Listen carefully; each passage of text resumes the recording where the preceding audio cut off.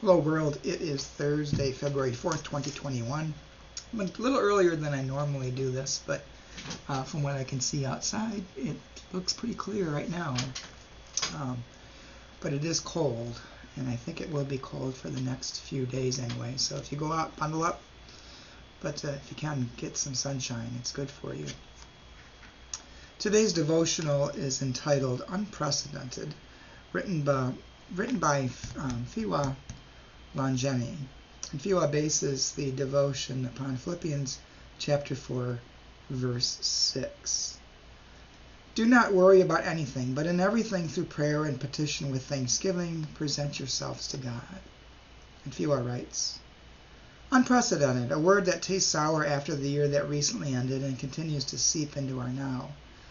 Lake Superior State University included the word on the 2021 banished words list for how it became the unwarranted refrain for a year full of unanticipated twists and turns. The reality is that all of life is a long series of unprecedented time units strung together. Last year was as unprecedented as the year before. Every single day of any future or past year is unlike any others you've experienced. In the face of overwhelming unprecedentedness that threatens to derail everything you know, rest, rehydrate, root yourself in prayer and gratitude. Remember that the world already has a Savior, and it isn't you. Request what you need from God. Return to the U-shaped work God needs you to do. Repeat in perpetuity. If no one has said to you recently or ever, you are loved. You are enough. You are doing your best even as you're feeling your worst. With God in every slice of time, we can and must faithfully reprecedent these unusual days, weeks, months, and years ahead.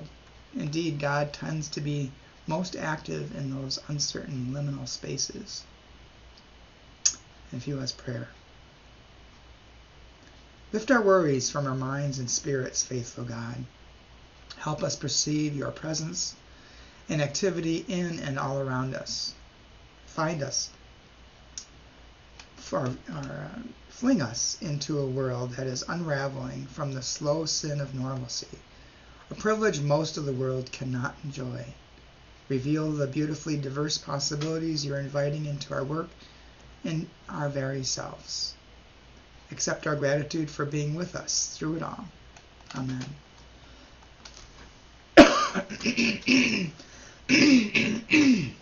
Excuse me.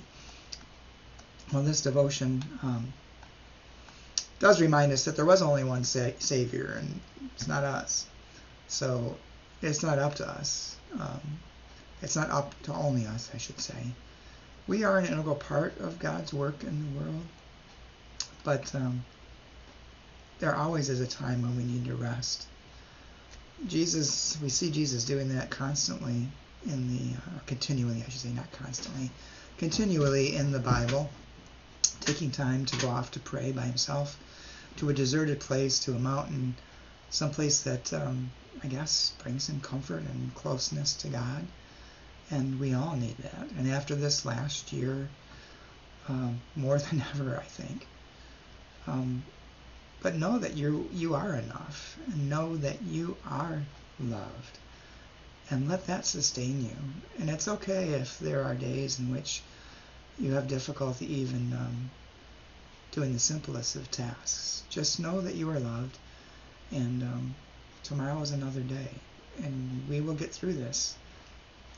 But we only will get through this if we get through it together.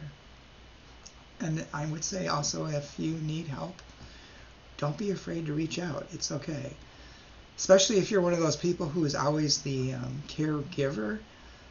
Even caregivers need help now and then. But all too often, they're the most reluctant to look for help. So don't be afraid to look for help. You can do it. Reach out to someone if you really need it. Take care, and I will talk to you again tomorrow.